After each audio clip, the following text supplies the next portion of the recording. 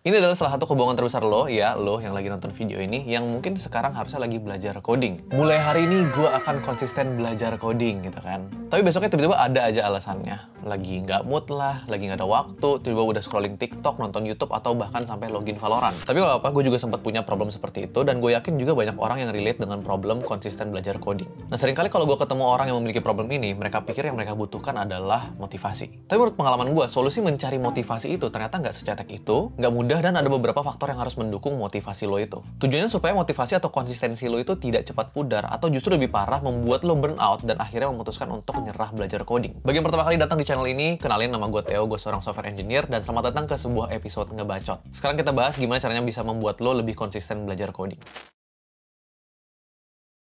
Di kebanyakan kasus ketika orang lagi malas ngoding dan pengen bounce back untuk menjadi lebih konsisten, yang mereka cari adalah motivasi. Tapi kenyataannya motivasi itu nggak cukup untuk membuat lo konsisten. Don't get me wrong, motivasi bukanlah sebuah hal yang buruk. Justru bagus kalau lo punya motivasi, karena artinya lo punya tujuan. Nah, semakin jelas tujuan lo, semakin kuat juga motivasi lo.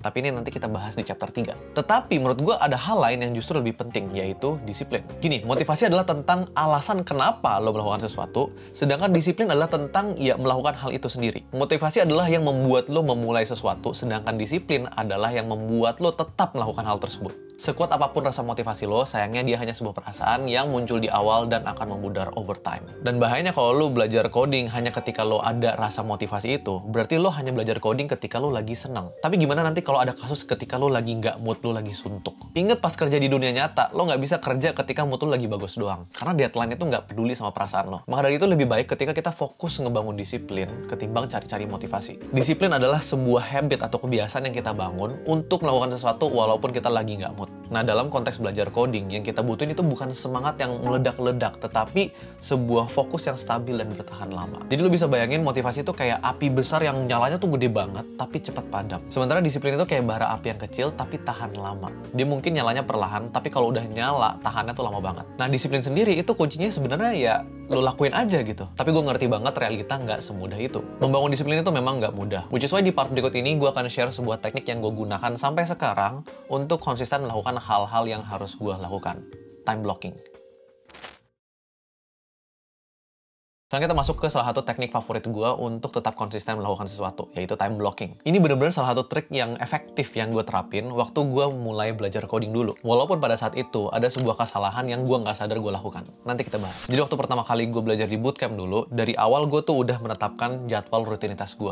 Jam 9 sampai 12 gue belajar di kelas karena memang udah jadwalnya seperti itu. Jam 1 sampai 4 gue kerjain soal secara mandiri di bootcamp, abis itu gue pulang. Terus jam 7 sampai 10, bahkan kadang-kadang sampai jam 12, itu gue melakukan explore materi secara mandiri. Essentially, itu adalah time blocking. Lo ngeset jadwal, kegiatan yang lo mau lakuin, dan goals lo dalam kurun waktu tertentu. Gue tipe orang yang sering ke distract dan jadi memiliki kecenderungan untuk multitasking ketika kerja. Dimana ini ngerepotin gue ketika gue harus melakukan sesuatu yang fokus intensif. Contohnya kayak belajar, coding, atau ya belajar coding. Nah, dengan time blocking, gue jadi bisa lebih mudah tahu gitu apa yang harus gue lakukan dan kapan harus gue lakukan. Gue set jadwal spesifik kapan gue harus belajar coding dan apa yang perlu gue capai dalam waktu itu. Tapi yang paling penting adalah ya gue harus paksa diri gue untuk ngejalanin task tersebut, apapun yang terjadi. Tapi kesalahan gue dulu adalah gue terlalu kasar dan gegabah dalam sesi belajar gue. Dari awal gue udah set total jam belajar gue dalam sehari itu sekitar 10 jam lebih. Tapi sekarang gue sadar ketika kita mau mulai sebuah habit baru, kita harus melakukan secara bertahap. Mulai dari 30 menit dulu, 1 jam, 3 jam, 6 jam, baru bisa 10 jam gitu misalnya. Tujuannya adalah supaya kita bisa beradaptasi ke habit baru kita tanpa membuat diri kita itu overwhelmed dan justru bikin burnout lalu quit. Nah, tapi satu hal yang gue pelajari tentang time blocking atau disiplin terhadap waktu in general, itu bukan hanya tentang kapan lo mulai melakukan sesuatu, tetapi juga kapan lo harus berhenti melakukan sesuatu. Salah satu penyakit programmer itu kan sebenarnya mulai ngodingnya tuh males. Tapi sekalinya mulai ngoding, susah untuk berhenti karena kita selalu penasaran gitu kan. Tapi kalau kita terlalu maksa diri dan dilakukan dalam jangka waktu yang lama juga, ujung-ujungnya kita bakal burn out dan justru bakal makan lebih banyak waktu untuk recover dan ngebalikin momentum kita lagi. Nanti di poin keempat gue akan bahas lebih dalam lagi tentang pentingnya tahu kapan harus berhenti dan manfaat dari istirahat. Tapi intinya time blocking ini benar-benar membantu gue untuk membangun sebuah kebiasaan bekerja yang solid dan terstruktur. Mulai aja dari hal yang kecil. Blok waktu 15-30 menit mungkin dalam jadwal harian lo. Set goals lo dalam kurun waktu itu lo mau ngapain. Lalu lakukan aja nggak pakai alasan. Disiplin aja dulu soal waktu yang kecil-kecil mungkin, karena dari hal-hal yang kecil ini, nantinya lo bisa ngembangin disiplin yang lebih kuat buat hal-hal yang lebih besar. Percaya sama gue, kalau lo terapin time blocking ini, lama-lama coding atau belajar tuh jadi kayak ya rutinitas lo sehari-hari aja, sama kayak lo lagi makan atau bahkan ngecek sosmed. Yes, gue tahu memang sulit untuk dilakukan, tapi gue ada satu hal kuat yang sangat membantu gue konsisten mencapai goals gue. Vision. Oke, di chapter pertama gue memang bilang motivation itu overrated. Tapi jangan salah paham, oke? Bukan berarti kita tuh nggak butuh motivasi sama sekali. Sebaliknya, kita tuh tetap butuh motivasi sebagai bahan bakar awal kita untuk mulai melakukan sesuatu. Nah, tapi masalahnya, kadang tuh kita nggak punya motivasi karena kita sendiri nggak tahu sebenarnya apa yang kita mau. Nih, gini, lo pernah nggak sih ngerasa lo lagi belajar coding, terus lo bingung sendiri? Sebenarnya gue tuh belajar coding atau gue mau memulai karir gue sebagai programmer itu buat apa sih? Nah, kalau lo pernah mikir kayak gitu, itu adalah tanda bahwa visi lo sebenarnya belum jelas. Nih, vision atau visi ini tuh sangat penting karena ini yang akan jadi kompas lo, yang akan nentuin lo akan bergerak kemana. Jadi gini, sebelum lo lanjut, take some time untuk mikir gitu, bener-bener kayak, kenapa sih gue belajar coding? Coba lo tanya ke diri lo sendiri, kenapa gue pengen belajar coding? Apakah lo mau jadi seorang software engineer di salah satu perusahaan terbesar di Indonesia? Atau mungkin lo mau bikin startup sendiri? Atau mungkin lo mau jadi seorang freelancer yang bisa nentuin jam dan tempat kerja sendiri? Nah, ketika lo udah ada kenapanya, maka motivasi lo bakal lebih kuat dan lebih terarah. Oke, setelah lo udah punya alasan lo udah punya vision, langkah berikutnya lo harus ngeset goals dan target yang clear dan tangible atau terukur. Jangan lo bilang goals lo adalah gue mau jadi seorang programmer yang jago. Itu terlalu abstrak, kayak definisi jago tuh apaan sih? Tapi nggak apa-apa, lo bisa mulai dari situ dulu, terus lo breakdown terus-menerus sampai menjadi goals yang lebih clear dan lebih spesifik. Misalnya dari visi yang abstrak, gue mau jago coding, itu lo bisa breakdown menjadi yang lebih spesifik. Gue mau bisa bikin aplikasi sederhana, tapi masih terlalu abstrak juga. Lo bisa breakdown lagi. Gue mau bisa bikin aplikasi online shop dengan fitur A, B, C, dan D. Setelah itu lo mau breakdown lagi, juga nggak masalah. Yang penting, goals lo itu bisa diukur. Nah, pertanyaannya, kenapa keterukuran ini tuh penting? Karena dengan punya goals yang jelas dan bisa diukur, lo jadi bisa nge-track progres lo dari waktu ke waktu. Kalau lo cuma punya tujuan abstrak kayak, gue mau jago coding, lo nggak akan tahu kapan lo udah berhasil atau masih jauh dari target. Tapi kalau goals lo tangible atau terukur, ada metriknya, ada ukurannya gitu ya. Lo bisa lihat seberapa jauh perkembangan lo, dan itu bisa memotivasi lo untuk terus maju. Goals yang tangible juga ngasih lo sense of achievement ketika lo berhasil mencapai sebuah milestone. Ini bisa bikin lo makin pede dan semangat untuk ngejar target berikutnya. Sama kayak kalau lagi main game lah. Lo udah kelarin satu misi, pasti ngebet pengen ngelesain misi berikutnya. Nah, part paling terakhir, ketika lo udah punya vision, ketika lo udah punya goal, lo harus juga ngeset sebuah time frame untuk goal lo ini. Misalnya tadi gue udah kasih contoh, goalsnya adalah mau bikin aplikasi e-commerce dengan fitur A, B, C, D. Nah, gue mau nyelesain goals ini dalam kurun let's say 6 bulan. Time frame ini penting untuk ngasih lo sense of urgency.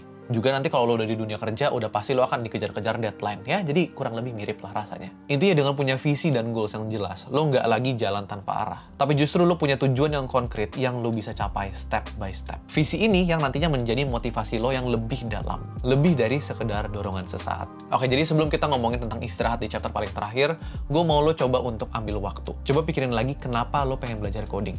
Abis itu tentuin goals lo, serta time frame-nya untuk goal tersebut. Karena ketika lo udah punya visi yang solid, lo udah punya goals yang terukur, lo udah punya time frame yang lo udah set, konsistensi lo bakal lebih mudah untuk terjaga.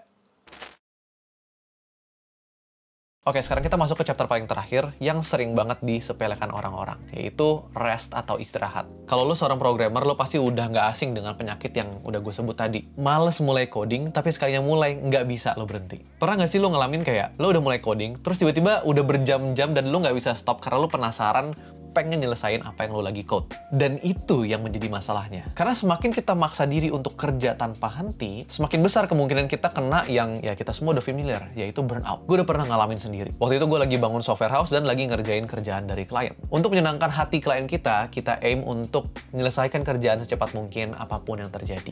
Alhasil yang dikorbankan adalah waktu dan kesehatan. Selama berbulan-bulan gue dan teman-teman bisa kerja dari pagi sampai malam atau bahkan subuh di kasus-kasus tertentu. Projectnya selesai sih, tapi setelah itu udah mulai habis kan adrenalinnya, langsung hilang tenaga dan fokus buat kerja. Dan gue butuh waktu beberapa minggu untuk mengembalikan diri gue ke performa biasanya. Ini mungkin penyakit Gen Z yang nanti mungkin gue akan bahas di video lain ya, yaitu hustle culture. Kadang tuh kita terlalu berpikir mau seproduktif mungkin gitu, bisa menghasilkan kerjaan sebanyak-banyaknya dengan waktu sesingkat-singkatnya. Tapi yang kita suka lupa adalah istirahat sebenarnya adalah bagian dari produktivitas. Menurut sebuah studi di Harvard Medical School, kualitas dan kuantitas tidur kita itu sangat mempengaruhi terhadap performa belajar kita. Kalau lo kurang tidur atau sleep deprived istilahnya, otak lo nggak bisa fokus dan kemampuan lo untuk menyerap informasi itu drop drastis. Jadi meskipun lo maksain diri untuk belajar terus, hasilnya nggak bakal maksimal karena otak lo tidak dalam kondisi yang optimal. Tapi sebelum kejauhan, ingat ini konteksnya adalah kalau lo kurang istirahat, capek, bukan nggak mood ya. Jadi jangan sampai lo pakai ini sebagai alasan untuk skip belajar coding karena lo lagi nggak mood gitu. Oke, back to the topic.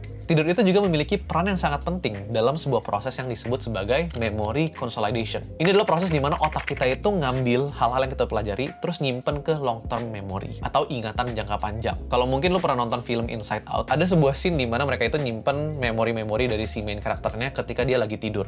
Nah, kurang lebih kayak gitu. Kalau lo nggak cukup tidur, ingatan-ingatan penting yang lo udah dapetin ketika lo belajar coding bisa aja nggak tersimpan dengan baik, dan lo bakal lebih cepat lupa sama hal yang lo pelajarin. Jadi rest atau istirahat itu bukan berarti lo lagi males dan buang-buang waktu. Justru dengan istirahat yang cukup, lo bisa nge-charge ulang otak lo biar bisa perform lebih baik lagi saat belajar. Jadi jangan takut untuk ambil jeda, bahkan ketika lo lagi on fire sekalipun. Karena pada akhirnya ingat ya, hidup itu adalah sebuah maraton, bukan sprint. Percaya deh, seringkali dengan istirahat yang cukup, lo bakal bisa kembali coding dengan ide-ide dan solusi-solusi yang fresh yang mungkin sebelumnya lo nggak kepikiran. Rest atau istirahat itu adalah bagian dari strategi lo buat tetap konsisten dan nggak cepat kehabisan energi dalam perjalanan belajar coding lo. Gue harap pengalaman gue ini bisa bantu lo untuk selalu semangat dan konsisten belajar coding. Sampai ketemu di episode ngebacot berikutnya. Gue Theo signing out. Keep coding and stay blessed.